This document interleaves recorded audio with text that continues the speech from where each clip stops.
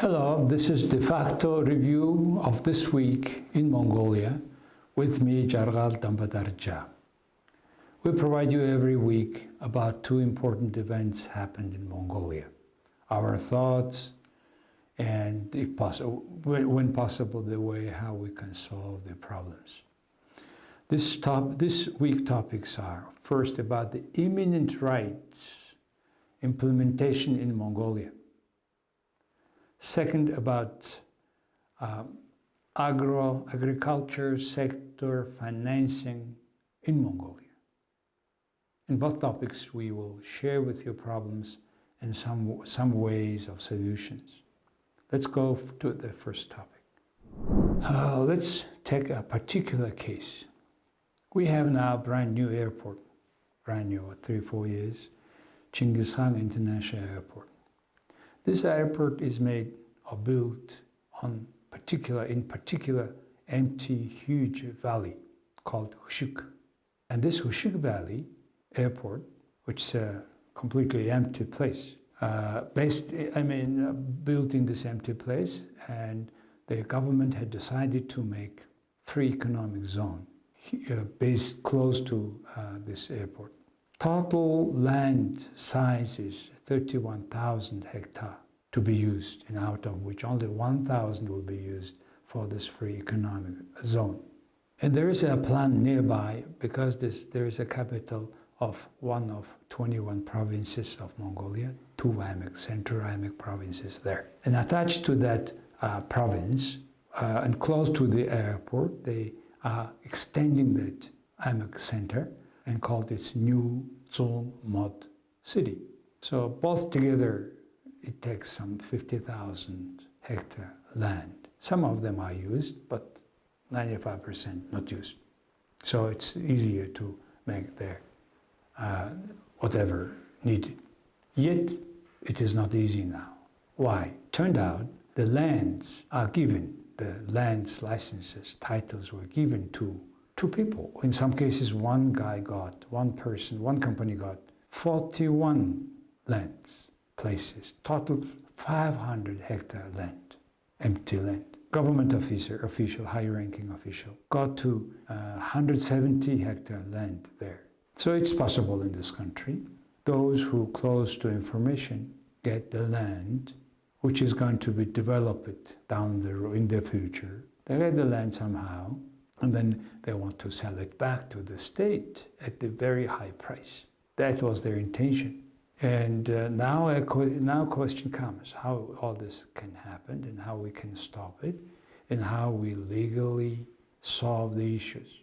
So now why all this is happening is because the land was given, first of all. Land management is very bad, first, because land management in Mongolia is very weak. There were two free economic zones started 20 years ago in Mongolia at both south and northern border of where the railway goes, Zamingud and Altambulak. There is a huge land, big fence, and nothing happened for the last 20 years. Why? Because the same same way had happened there. People close to information got the land without any payment, just very nominal land fee for annual land fee. Then when they have a fence and the other companies want to come because there is a tax exemptions, 8 or so tax exceptions, there is no land. You need to buy these lands from a private individual. Most of them are close to the government officials. So there is no land to buy. If you buy, very expensive. That's why these two free economic zones are staying empty place for the last 20 years. The similar thing is happening now with this new airport free economic zone. Why? Because the same thing was happened in terms of land use, land possessions, land ownership. In Mongolia, land belongs to people, and people can use it for 60 years with extension 40 years, they must. Companies as well. But however, because this kind of insider trading, the land is Mongolia not used properly in Ulaanbaatar city. The lands are so expensive. in spite of Mongolia having the largest, 17th largest in the world territory, we have a big issue with the land. Those lands which is close to the infrastructure. So this is, first of all, bad management. And a very clear example what I have said is one guy gets 500 hectares land in his right. I mean, in 41 different places. Just one person through, I mean, he is the final beneficiary of all this 41, whatever it is, companies, people, etc. So at the end, it belongs to one man. The 170 license belongs to another guy, another man who is close to the government, a very high-ranking government official. So that's why land is managed very poorly. We need to change the governance. We need to stop the local authorities, some district, are giving lands. They have a right authority. And those people who mostly come for 4 years after the election. So they are all misused. There's a big conflict of interest. That's what we need to stop, first. Secondly, we have very weak judiciary system. For example, the person who has 500 hectares land was justified at 3 primary levels of judiciary system, at the SOM level, IMAG level, city level. It turned out he's right. How come that one person can own 41 licenses with total land size of 500 hectares? Is it possible? He had not invested anything, but he got the permission, and all this is right for Mongolian judiciary system. So that's the question. So judiciary system justifies the theft in the middle of the day. Another problem is this in Mongolia cadastre system, cadastrian office, mining authority, nature protection ministry, all cities, IMAGs, SOMs, governors have a right to give a land to anybody. So that is to be changed. Somehow it should be streamlined, it should be very clear and transparent. People should know why and how one gets that land.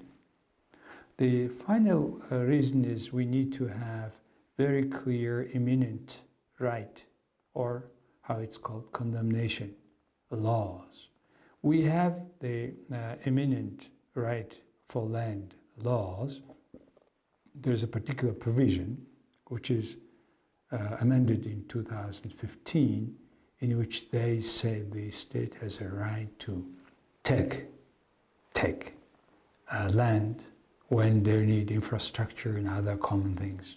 But however, it doesn't say that at the fair value, like in many other countries, including the US. In the US, according to the 5th Amendment of the constitutions, the land can be taken for the common sakes, common causes, but it is to be at the fair value, fair market value. In our laws, it is to be also specified that it can be only bought, but when the price is not agreed, if the landowner demands too much, way higher than the fair market value, then in the states, the local court is making final decisions. And that would be the final decisions. And this sum is paid and the land is taken for the common purposes.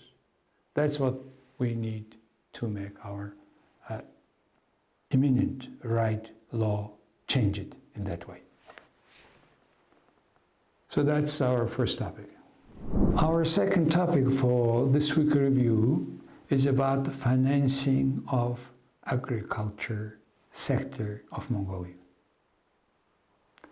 With the same name, there was a forum of related stakeholders in Shangri-La Hotel this week, where they have discussed what is the situation with financing of agriculture projects, people, businesses. With the same name, there was a forum of all related stakeholders of agriculture and agriculture financing, relate banks, financial institutions, insurance companies, etc. In Ulaanbaatar, in Shangri-La Hotel, where they have discussed this issue seriously and profoundly, it turned out that agriculture sector is 13% of GDP of Mongolia, 30% of the labor, yet only 2% of loan portfolio of commercial banks. Similar to Mongolia, countries have been studied. Their agriculture is, on the average, is 15% of the economy, 40% of the labor, but 20% of bank portfolio, loan portfolio. So what's wrong with Mongolia? Each sector needs liquidity, which must be provided by the lending institutions, which is the case in Mongolia, the case of commercial banks. Yet it's very expensive loan, and it goes like as a consumer loan in Mongolia. That's why it's only 2%. The problem is not enough collateral. For herdsmen, really they need, for a short period, for a particular period, they need herdsmen, the agricultural, the farmers, they need for a particular period, particular amount of liquidity, which is not usually provided. That's why there are several international projects, mostly donor projects, supported by international development institutions. But the majority is by the state discounted a loan, a support loan for a particular project. Since Mongolia had started support agriculture, there was total 183 billion MNT loan was given to almost 10,000 borrowers, but 148 or 80% of those which came from this fund, agriculture support fund, are not good quality loans, 80%. So who had provided this almost 200 billion MNT loan? 65% by the government, 25% by Japanese assistance, and some 2.5% by Chinese loan assistance, and again 65% by the state budget. So is it sustainable? Because those which is coming from the state budget mostly misused. Clear cases, small medium enterprise support fund. Big scandal happened 3 years ago when almost majority of the fund were used by parliament members and their related companies to them. Is it the right management? And they have not been paying on time, and it is only 3% annual loan at the time when the real market percentage annual cost is 15%. So you can see how politicians misuse public money. So there is a bank and finance academy which made substantial research on this issue, and they found several reasons why the commercial banks are not giving properly loan. First of all, about the not enough size of collaterals for taking a loan for the sector. Second, there is a sufficient lack of database of the sector, and consequently the knowledge by commercial bankers about the specifics of particular products in agricultural sector. Third, government implemented loans, terms, and conditions are not always meet the requirements of the borrowers. The fourth, agricultural infrastructure lack and very small or very weak coordination of those infrastructure. The next reason is financial institutions' participation is very weak, including insurance company or loan deposit insurance company, for example. And of course, there is a very little international projects on that. And then most importantly, there is a big lack of responsibility for paying back those loans. That's why in some cases 80% of the whole fund borrowing or loan are bad loans. So it's unacceptable law rate by any standards. That's why the whole forum had discussed what is the best way to have a financing. There were different opinions. There were different, of course, points of financing. But main to me was idea was to whom we need to give those loans. Up to now, it was to individuals, individual companies, individual person. We have not sufficiently enough giving a loan to cooperatives, because cooperative understanding of cooperative in Mongolia is very skewed. Cooperatives, for example, goes by the line of businesses. Okay, farmers, say vegetable farmers and potato farmers. So which is cooperatives kind of consisting of different locations, not necessarily efficient. But however, because these cooperatives were received a loan, discounted loan, situation a bit much better than they would do individually, which is a case where cooperative is better, more productive than individual case. However, in terms of herdsmen, for example, the cooperative idea is not very clear in Mongolia. Cooperatives in the countries, developed countries, or long-term experienced countries like Switzerland, Japan, cooperatives are based on cooperation of individuals having common assets. That would be in Mongolian nomads' case, it will be their pasture land. Pasture land, smallest administrative units in Mongolia is called bag. Bag is a land piece of sum. We have 360 sums. And each sum has particular land. In some cases, some sum has more than average European country land. And that sum is consisting of 5 to 6 bag, say, the smaller unit in county. And each bag has own pasture land. And it's their management to be on this land if they want to produce more output from their products, in case the animal husbandry.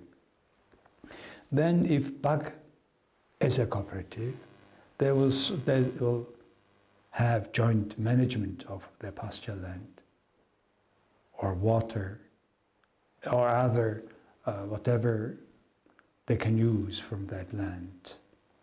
And if it is managed by the bag, then the productivity will be completely different. Like in Switzerland, for example, if those who has more herds than the average or they agreed in the bag, they will pay more taxes, and that money should go to better maintenance of that pasture land. It's a matter of managing their wells, water wells, and many other things. It's a matter of bringing other feed for animals, etc. And unless they have this cooperation among herds on each bag, the productivity will not be increased in Mongolia. And there will be very unfriendly relations towards pasture land because everybody is taking care of only own interests. So if the agricultural sector alone addresses as the final beneficiary that cooperative, not individual, and if those cooperatives who are meeting particular conditions, if they receive discounted loan or help, then will be a good incentives for cooperatives to increase their productivity. And plus, we have a completely not clear understanding of joint cooperatives. Joint cooperatives is to be combination of all cooperatives, not individuals. So in the case of Mongolia, at the bag level, each bag, for example, can prepare animals for meat. They can feed, they can increase their weight. Then at the end, in the center of sum, they can be the joint cooperatives where they can prepare whole meat processing. In that way, the evaluated chances way higher here, then they have a direct approach to consumers, in case Ulaanbaatar city or other bigger cities. So agricultural financing is best to be based on financing cooperatives, not individuals. If we change this paradigm, then productivity of agriculture will be completely changed, increased, which means the living standards of herdsmen will be increased, which means we have more developed agricultural sector, which will stop this huge migration from rural areas to urban areas. So Mongolian development is depending on this development of cooperatives, on their financing in a way that I can, it is kind of resume of what I have been talking, and that was the big discussions on that, how to increase the liquidity, financing of agricultural sector, which is 15% of the economy of Mongolia. So that's what we have discussed, and this concludes my review today. We have discussed two issues tonight, two important issues for further development of Mongolia. First is about imminent right on the lands. Second, about what is the best way of financing agriculture sector in Mongolia. Thank you very much for watching our program, and see you next time at this time. See you.